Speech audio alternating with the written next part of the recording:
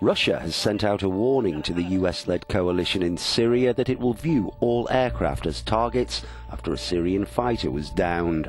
The coalition attacked the Su-22 after it launched a strike on US-backed rebels in Raqqa province. Moscow said that it would no longer cooperate with the US in order to prevent air accidents.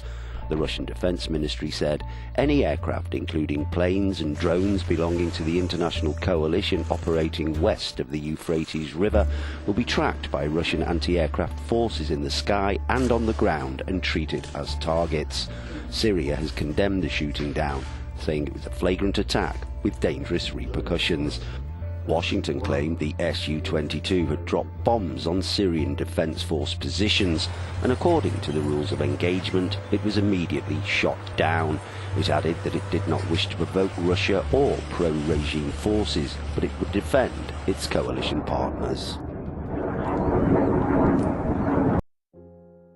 On Wednesday, Russia announced that a meeting planned to take place in St. Petersburg between Deputy Foreign Minister Sergei Ryabkov and U.S. Undersecretary of State Tom Shannon has been canceled. The announcement comes after the U.S. revealed it was expanding sanctions against Russian individuals and legal entities in a bid to force the end of the Russian occupation of Crimea. 2 Russian government officials were among 38 individuals and entities added to a list of sanctions targets whose assets will be frozen and who will be forbidden from doing business with U.S. citizens and companies. A statement from the Russian Foreign Ministry blamed the decision on sanctions for impeding the dialogue and accused Washington of neglecting to offer specifics, labeling the U.S. desire to seek common ground as being unconvincing and threatening that there will be a response, including practical retaliatory measures. Tens of thousands of American service members in Asia face a growing threat from North Korea. Dictator Kim Jong-un has carried out nearly a dozen missile tests since the beginning of the year. About 28,000 American troops are stationed in South Korea.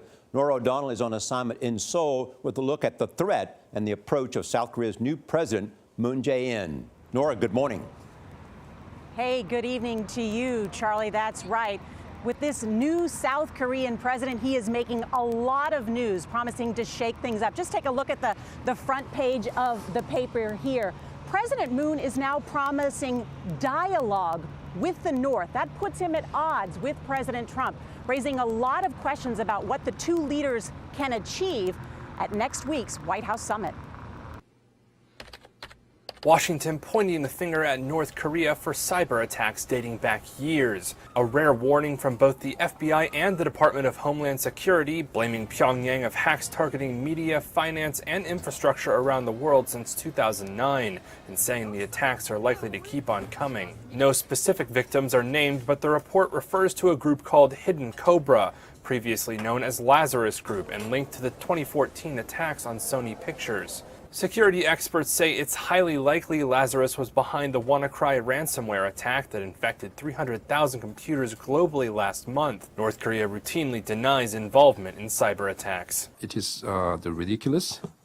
Whenever something strange happens, it is the stereotype way of the United States and the hostile forces that kick off noisy anti-DPRK campaign. Security analysts tell Reuters they're concerned about the increasingly aggressive cyber attacks from the north. Hacks have included espionage at South Korean finance, energy, and transportation companies and appear to be reconnaissance ahead of further attacks. This woman managed to escape moments before the fires engulfed her home. Hundreds of firefighters tried to contain the flames, but they quickly spread to the villages in the mountains of Pedrógão Grande, around 200 kilometers northeast of Lisbon. Everything came in flames from down there and then from there. Smoke came from that way, and it was like hell. We didn't have any sleep, and today it's going to be the same because we can't access our houses. We have wells, but we had no electricity to turn on the water pumps. No water. We've been in hell. Many tried to escape, but could only make it as far as their vehicles. Officials say 30 people were found to have died inside their cars. Central Portugal was hit by a heat wave with temperatures above 40 degrees Celsius. Dry thunderstorms began at the weekend. Investigators believe this might have caused the fires.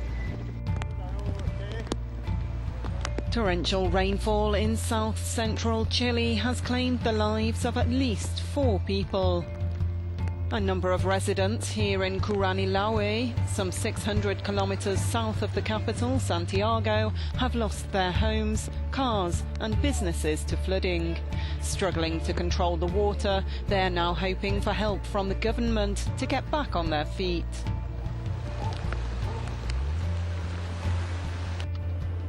A desperate rescue operation is underway after this 7-story building collapsed in Kenya. At least 15 people are missing. The authorities say they'd asked the occupants to leave before the building came down in the eastern suburb of the capital, Nairobi. It collapsed overnight during heavy rainfall. A specialized team from the Kenyan Defense Force has been called in to help search through the rubble. There have been recent and similar building collapses in Kenya. 49 people died last year when another building collapsed during heavy rain in the early hours in a poor neighborhood of Nairobi. For almost 2 days, the rain fell. Many people were asleep in their homes when the mudslides followed. Some survivors described the ground simply disappearing from under their feet. For those still asleep, there was little chance of escape. It's hard to assess the full losses and the damage from the heavy rainfall right now. I think it will take about 1 week. And regarding the dead, those carrying out the rescue operations aren't able to retrieve the dead bodies. That will have to happen once the operation is over. Bangladesh is battered by heavy rain and storms every monsoon season, but exceptionally heavy rainfall combined with deforestation triggered landslides that few had anticipated. Villagers of the Greek island of Lesbos came home to a scene of destruction Monday after a powerful 6.3 magnitude earthquake hit the island and the western coast of Turkey, leaving 1 woman dead. The epicenter of the quake was about 52 miles northwest of Turkey's coastal city of Izmir, but the quake was felt as far away as Athens. Lesbos suffered some of the worst damage. Κουνιόταν όλα τα ντουλάπια, ανοίγαν, πέφτουν τα πράγματα από μέσα. Τα ψυγεία, το πώς βγήκα δεν ξέρω αν το εδώ το σπίτι είναι, πώς βγήκα από μέσα. In the end, the bomb suspect was the only casualty, but a Moroccan man who struck at Brussels Central Station could have harmed many more. His suitcase was packed with nails and gas bottles, officials say. In his 30s, seen here on the ground, the man was shot dead after rushing towards a soldier shouting Allahu Akbar. Prosecutors say they found indications he had sympathies for so-called Islamic State. It's clear that he wanted to cause much more damage than he did. He tried to make the case explode. It caught fire. There was a small explosion first, then he moved away, and the case exploded a second time. This was a stronger blast, but the damage could have been a lot worse. The city is tense. The loud bang on Tuesday night sent rail passengers and others fleeing in panic, well aware of last year's deadly attacks at Brussels airport and on the metro, claimed by ISIL, as well as more recent terror strikes in Europe. The public alert level has not been changed. The Prime Minister insisted Belgium will not be intimidated. I'm pleased that very quickly this morning from 8:15 we were able to resume the circulation of public transport and demonstrate the capacity to confront this threat facing us with calm and lucidity, in a composed manner, with the determination to protect our freedom and our fundamental values. The suspect lived in Molenbeek, a Brussels suburb that spawned several ISIL militants. Materials to make explosives were found in his house as police carried out searches.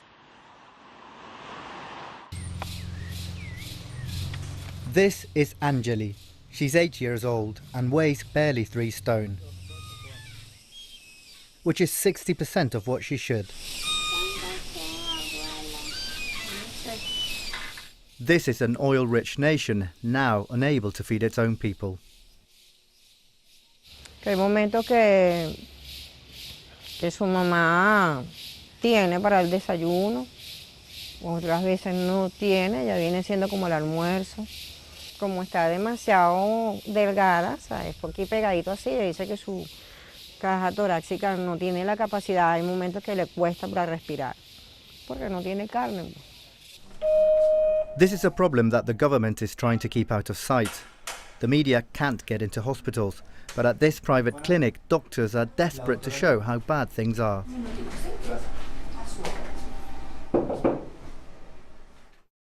These pictures are hard to watch. They were given to me by medics in despair for treating children like these since the turn of the year. Patients are often in and out of hospital, but in a country struggling for food, chances of survival are not high.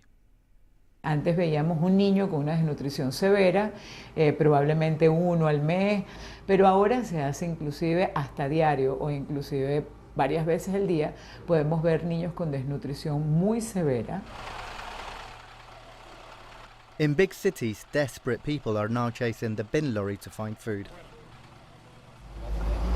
People in this area, where there are restaurants and bakeries, say that never before they have seen so many people chasing rubbish trucks to try to get something to eat. Usted se imaginará, uno no se siente muy bien que digamos la gente uno lo ve feo, que ahorita no se consigue empleo, no es para conseguir la comida, es un lío y de alguna manera tengo yo que buscar la comida de mi hijo. In Europe, people tend to look at refugees and migrants as numbers, a cost that needs to be analysed and paid for once they've made it alive over the Mediterranean. But at the refugee reception centre in Sicily, you can speak to them, hear their stories, and it isn't the same. Goma, who is camera shy, left Nigeria with a university degree in computing and perfect English. Surely travelling to Europe would result in a job when his ethnic caste at home worked against him. So he accepted the smuggler's warning that if he fell off the open-top bus through the Sahara Desert, he would be left to die. My group, we all had to hold on to each other, because they told us if you fall off, no one is stopping to pick you. Because if they stop, that the coach will get stuck in the sand, and they don't ever like to stop. Like so many others, when he got to Libya, he was taken. He was held in prison, forced to work as a slave. I got locked up for 6 months. You got locked up for 6 months? 6 months. Where, in a prison? Yeah, but they take me out to work in a farm and then take me back into the prison for 6 months. No, nothing at all. No one tells you what you've done, you know, even though, yes, you're an illegal immigrant, but no one comes to tell you, okay, this is why I'm holding you. Nobody. And this educated man says he saw somebody beaten to death in front of him. They murdered him, they beat him to death. And then they asked us to throw his body away. You had to get rid of his body? Right, 10 of us put him into a truck, and then one of them drove with 2 other guys and they went into the desert. I don't know. And just left it there? Yeah. About 1,500 refugees and migrants still arrive in Greece each month, but roughly twice that number is now being processed through asylum approvals, deportations, and relocation elsewhere in Europe. So if current trends hold, Greece should, over the next few years, work through its backlog of asylum applicants. The problem is that the process isn't that fast here on the islands of the Eastern Aegean. The EU-Turkey agreement has turned them into a buffer zone, absorbing new arrivals. In the camp, a dozen Syrian Kurds went on hunger strike for a week. They've been denied asylum because Turkey is considered a safe country for Syrians to return to. Shia Ismail says he'd rather die here than be deported. Syria is not a safe place for me, okay? Because of war. And Turkey is not a safe place for me because they are our enemies. Where should I go? A van driver has been killed after migrants dragged several huge tree trunks onto a motorway near the French port of Calais. His Polish-registered van burst into flames when it crashed into a truck that had braked suddenly to avoid the roadblock. 9 Eritrean migrants were arrested after French authorities found them hiding in one of the trucks halted by the tree trunks. Many migrants congregate on motorways or along the rail line that goes through the Channel Tunnel. They regularly drag objects onto the road, forcing vehicles to stop.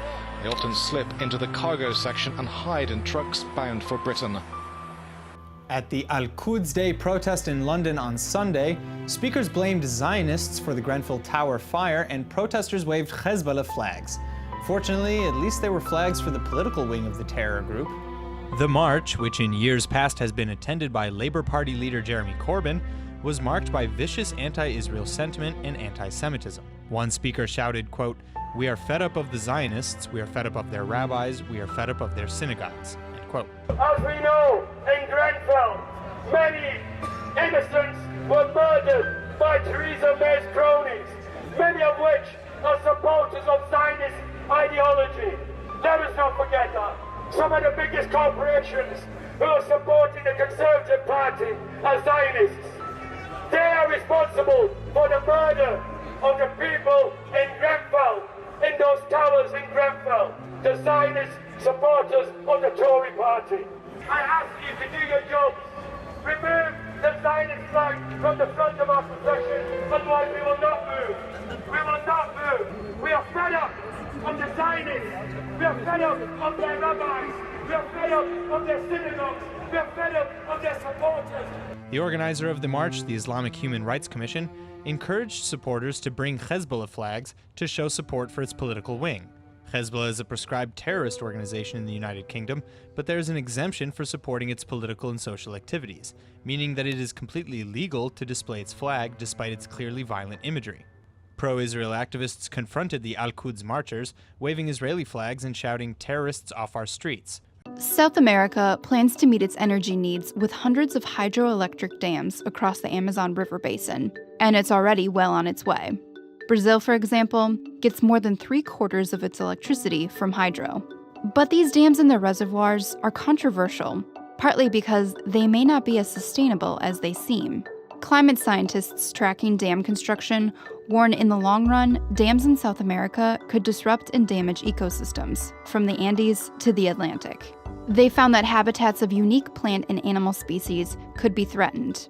If enough dams are installed, sediment that enriches the Amazon rainforest could get trapped in the Andes, which may affect local food supplies and even the climate. Dam reservoirs also trap plant matter that eventually decays into methane, which is a more potent greenhouse gas than carbon dioxide.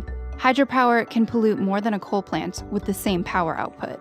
Researchers want more consideration of how dam building sprees can affect local biodiversity and climate. They say the better we understand how dams fit into the natural systems around them, the better we can minimize that impact. Some big-name oil companies are pushing for a new way to combat climate change, a carbon tax. In February, a group of former GOP officials suggested a new carbon tax that would be tied to carbon dioxide emissions.